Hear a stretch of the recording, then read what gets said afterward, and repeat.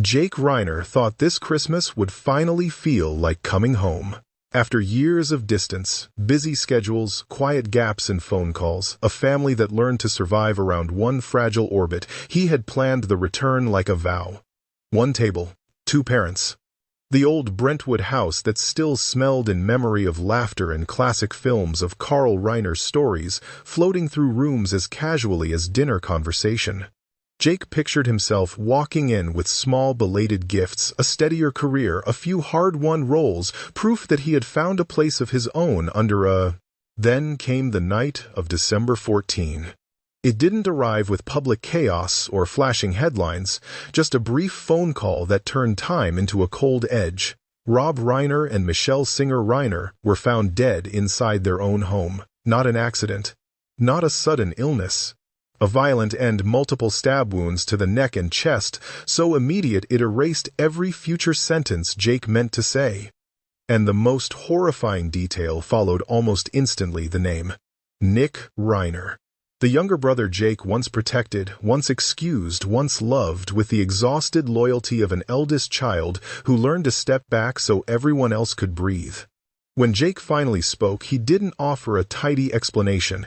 He offered a crack in the family's foundation. I warned them. 3 months earlier, when Nick wanted to move back in, Jake had begged his parents to set boundaries, to be careful to listen, not for his sake but for theirs. He feared the one thing you can't undo. December 17 showed everything again. Now the warning wasn't a warning anymore. It was a bruise that had turned into a headline, a home that had turned into a crime scene, and a Christmas that would never come. December 17 arrived with a silence heavier than sirens. Los Angeles moved as it always did, traffic humming, cameras flashing, but two parallel scenes unfolded miles apart. On one side of the city, Nick Reiner climbed the cold stone steps of a courthouse. Each step echoed with restraint, the kind imposed by handcuffs, schedules, and law. On the other side, Jake Reiner sat beneath studio lights at KCBS, the place that had once felt safer than home. The lights flattened his face, making the hollows beneath his eyes deeper, his skin thinner. Sleep had abandoned him. A dark suit clung to his tall frame shoulders, slightly hunched, as if years of unsaid things had finally found weight. His hands were clasped on the desk, fingers locked together so tightly his knuckles drained of color. Jake straightened his back when the camera went live. He had done this hundreds of times before. He knew where to look, when to pause, how to let a sentence breathe. Yet that night every habit betrayed him. His voice stayed low, measured as though each word had to push past something tightened in his throat. "I have sat here through so many long nights," he said slowly, "but never one like tonight." Outside the studio, December air pressed against courthouse walls. Nick moved forward without looking back, guided by procedure rather than choice. The distance between the brothers was no longer measured in years or arguments, but in roles they had not chosen. One was being processed, the other was being watched. Jake did not speak as a witness to events. He spoke as someone who understood exactly how stories solidify once spoken aloud. He had built his life believing that standing behind the narrative would keep him untouched. Journalism was supposed to be armor. Distance was supposed to protect. That illusion dissolved under the lights. He was no longer reporting a tragedy. He was standing inside it, exposed, knowing that some warnings arrived too early to be believed and too late to forgive. The silence that followed felt permanent and heavier than any verdict. Long before December, long before warnings and sirens, Jake Reiner learned how to disappear without leaving the room. He grew up inside a house filled with laughter. Stories floated through the living room the way other families passed salt at dinner.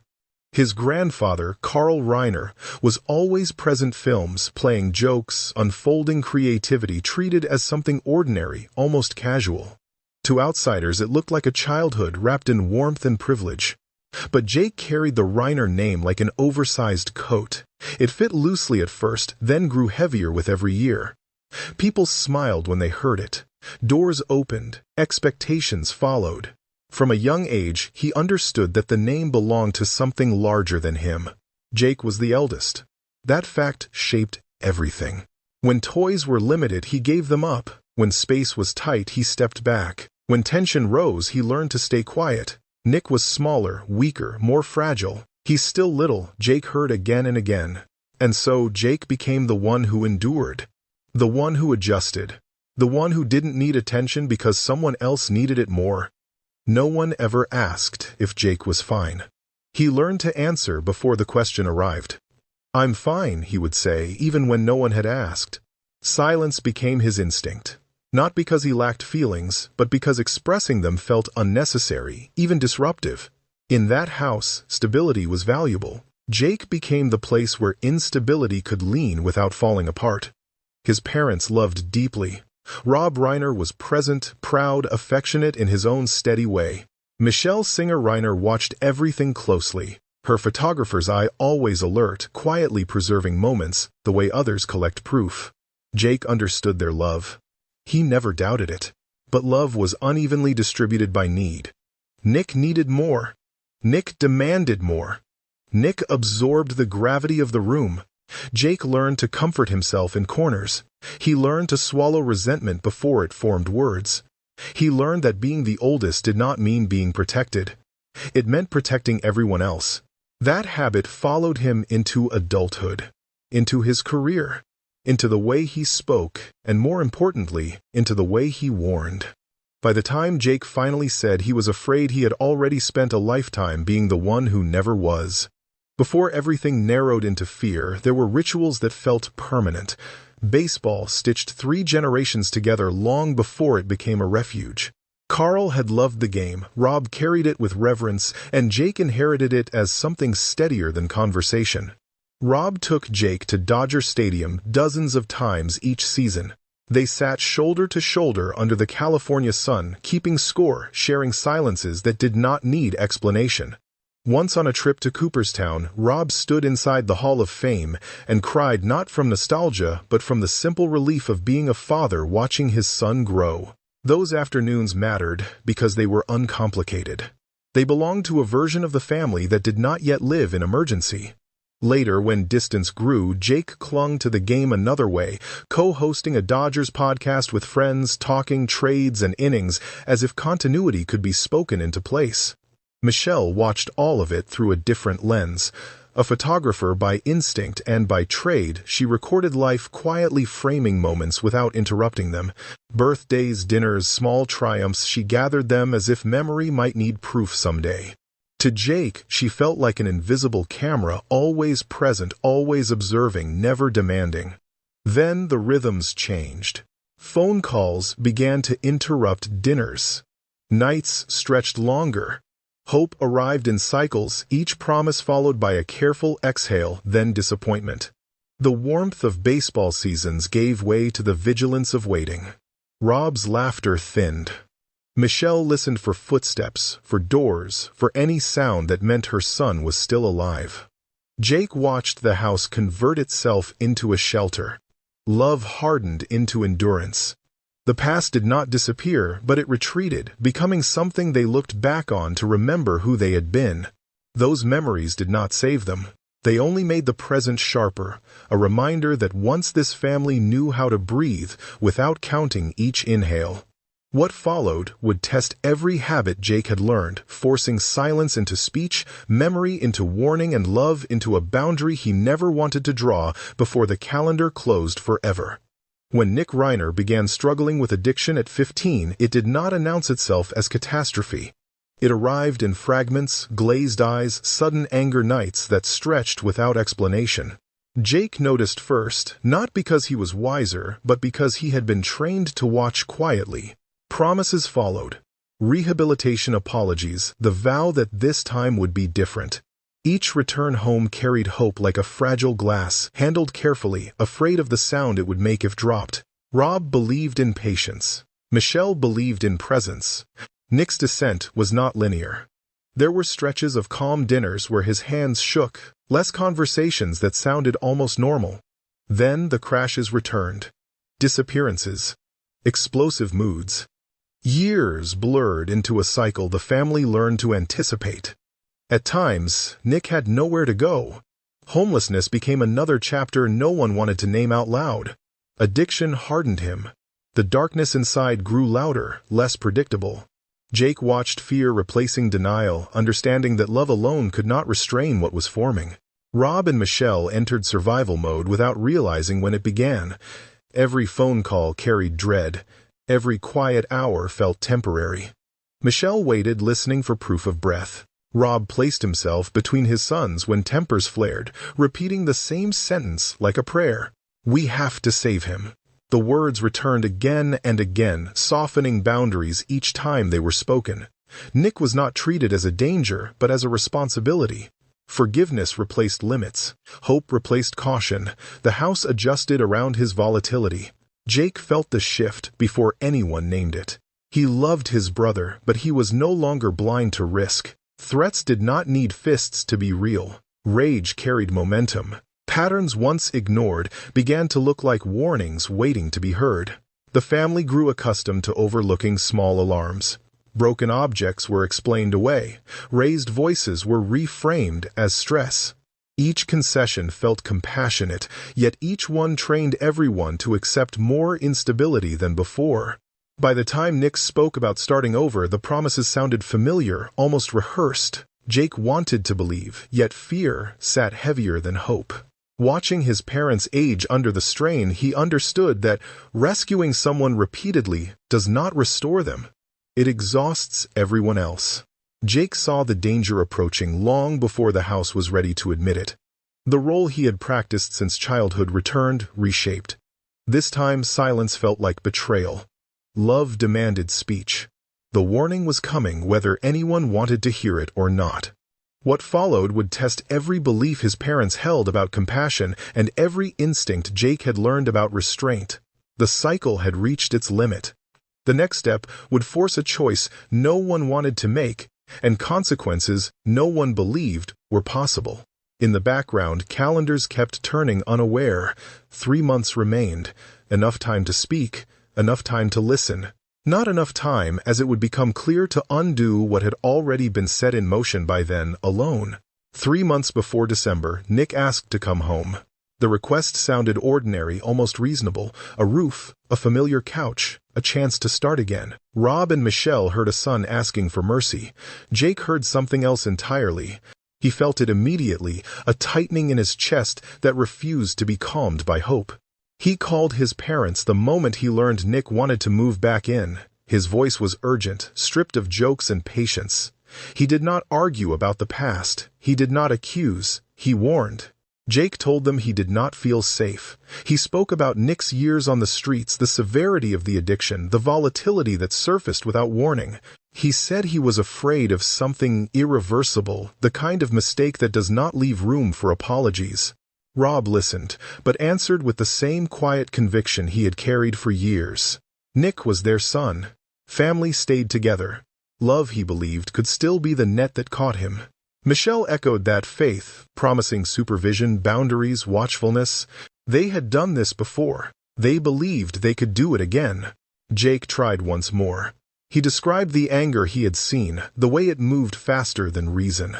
He asked them, not for his sake, but for theirs, to be careful. He did not raise his voice. He did not threaten distance. He asked them to listen. They did not. What followed was not surprise. It was confirmation. Jake had lived long enough inside that family to recognize the pattern. Nick's needs always weighed more. Jake's fears had learned to wait their turn. The most painful truth was not that his parents disagreed. It was that he understood why. They loved Nick with the desperation of people terrified of losing a child.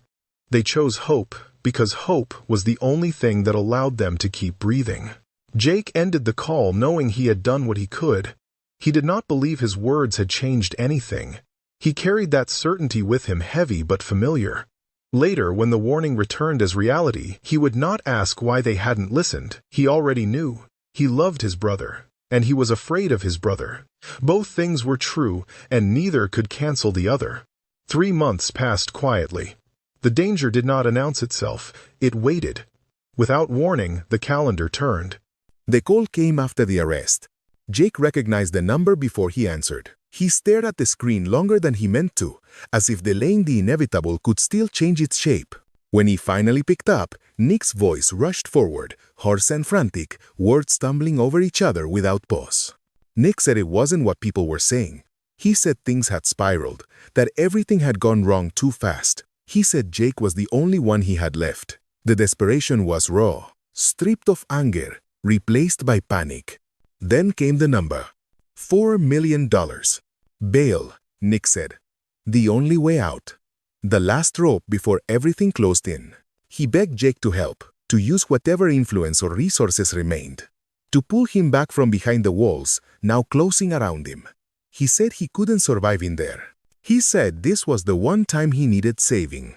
Jake listened without interrupting. His grip tightened around the phone until his hand began to shake. Images flooded in, uninvited. His parents' faces, the house that would never be filled again, the warnings that had arrived too early and now felt unbearably late. When Jake finally spoke, his voice was low. "I can't." The words fell slowly, heavier than he expected.